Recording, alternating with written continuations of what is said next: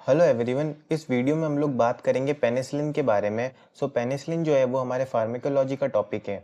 इस वीडियो में हम लोग इसके introduction, definition, classification, indication, contraindication और साइड इफेक्ट, इन सारे टॉपिक्स को डिटेल में क्लियर करेंगे। इस वीडियो को देखने के बाद आपको पेनिसिलिन के अंदर कोई भी डाउट नहीं रहेगा, तो आप वीडियो को एंड तक देखना ताकि आपको पूरा टॉपिक अच्छे से समझ आए। स्टार्ट करते हैं इसके इंट्रोडक्शन से। सबसे पहले हम लोग बात करेंगे इंट्रोडक्शन की। Penicillin are also called beta lactam antibiotics. जो पेनिसिलिन होती है उसको हम लोग बीटा लैक्टम एंटीबायोटिक्स भी बोलते हैं, as they contain beta lactam ring in their molecular structure. अब ऐसा इसलिए बोलते हैं क्योंकि जो पेनिसिलिन का मॉलिक्यूलर स्ट्रक्चर होता है ना, उसके अंदर बीटा लैक्टम रिंग्स देखने को मिलती है। It is obtain from culture media of mould fungi. ये जो ऑब्टेन होता है ना पेनिसिलिन ड्रग, ये कल्चर मीडिया से ऑब्टेन होता है मोल्ड फंजाई के, जिसको हम also known as penicillin notatum, जिसको पेनिसिलिन नोटेटम भी बोलते हैं, at a time but currently more obtain from penicillin chrysogenum. पहले के टाइम में ये पेनिसिलिन नोटेटम से ज़्यादा ऑब्टेन की जाती थी पेनिसिलिन, बट आज के टाइम में पेनिसिलिन क्राइसोजेनम से ज़्यादा ऑब्टेन की जाती है। नेक्स्ट आगे चलते हैं। Penicillin was an accidental discovery, यानी कि जो पेनिसिलिन ड्रग या पेनिसिलिन कैटेगरीज जो भी डिस्कवर की गई है वो स्टार्ट हुई थी एक्सीडेंटल डिस्कवरी की वजह से। Penicillin is active against bacteria. Penicillin जो होती है वो किन किन बैक्टीरिया के अगेंस्ट काम करती है? Streptococcus, listeria, peptococcus, peptostreptococcus. ये सारी जो भी कैटेगरीज होती है बैक्टीरिया की, उनके अगेंस्ट जो होती है पेनिसिलिन काम करती है। ठीक है, अब हम लोग बात करेंगे डेफिनेशन की। डेफिनेशन को पढ़ते हैं।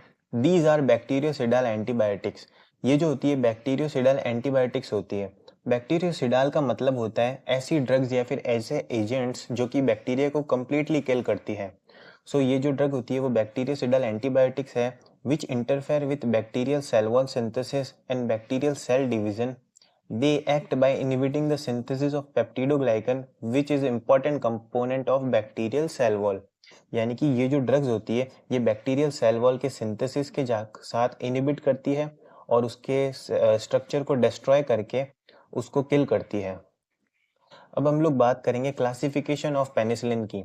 पेनिसिलिन जो होती है उसको किस किस कैटेगरी के अंदर क्लासिफाई किया गया है, उनका मैकेनिज्म ऑफ एक्शन क्या है और उनके अंदर आने वाली जो भी ड्रग्स है उन सभी के बारे में हम लोग बात करेंगे। These are classified in 5 different categories. इनको 5 डिफरेंट कैटेगरीज के अंदर क्लासिफाइड किया गया है। फर्स्ट है नेचुरल पेनिसिलिन, सेकंड है बीटा लैक्टम रेजिस्टेंस या फिर बीटा लैक्टिमेज इनहिबिटर, थर्ड है amino penicillin, carboxy penicillin and ureido penicillin. ये जो है 5 कैटेगरीज हैं जिनके अंदर पेनिसिलिन ड्रग्स को क्लासिफाई किया गया है।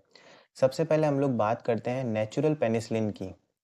नेचुरल पेनिसिलिन के अंदर आने वाले जो भी ड्रग्स है वो है penicillin G, penicillin K, penicillin N, penicillin O and penicillin we.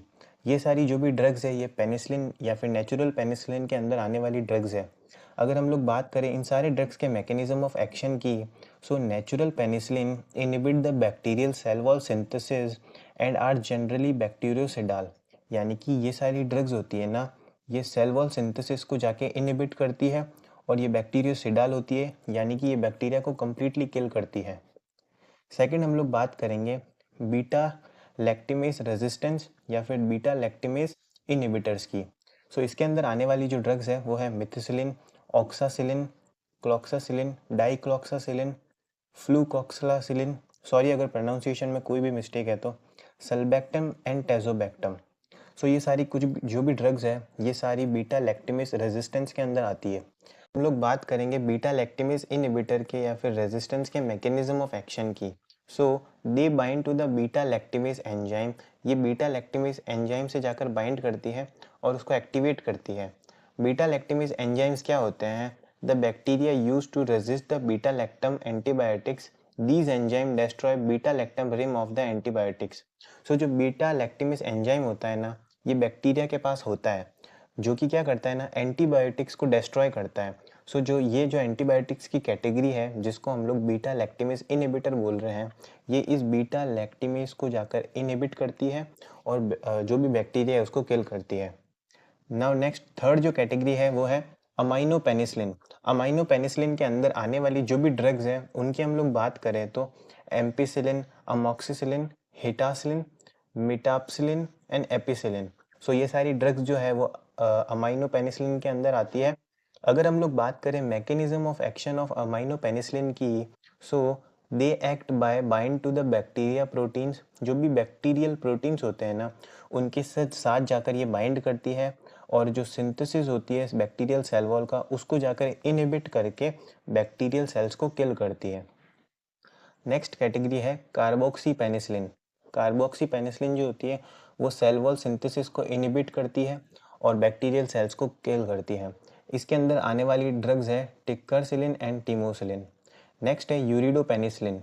यूरिडो penicillin के मैकेनिज्म ऑफ एक्शन की अगर हम लोग बात करें, so ureidopenicillin drugs work by binding to penicillin binding proteins.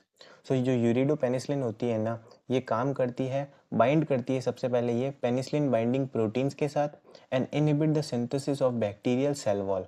और जो भी बैक्टीरियल सेल वॉल का सिंथेसिस है उसको जाके इनहिबिट करती है। सबसे पहले पेनिसिलिन बाइंडिंग प्रोटीन्स क्या होते हैं? ये जो होते हैं group of proteins that are required for synthesis of peptidoglycan that is the main component of bacterial cell wall.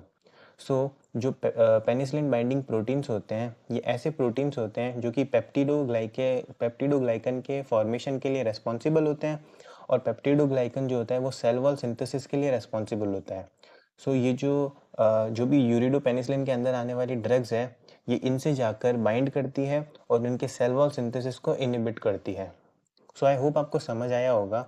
अगर हम लोग बात करें इसके एग्जांपल की, सो मीजोसिलिन एंड पिपरासिलिन जो है इसके अंदर आने वाली ड्रग्स है। सो ये था हमारे पास क्लासिफिकेशन ऑफ पेनिसिलिन। अब हम लोग बात करेंगे इंडिकेशन की या फिर यूजेस की। सो जो भी पेनिसिलिन ड्रग्स है, जो भी हमने कैटेगरीज पढ़ी है, ये सारी ड्रग्स किन किन कंडीशंस के अंदर या फिर किन डिजीज़ के अंदर यूज़ की जाती है उनकी हम लोग बात करेंगे। सबसे पहले स्ट्रेप्टोकोकल इन्फेक्शन लाइक फेरेंजाइटिस।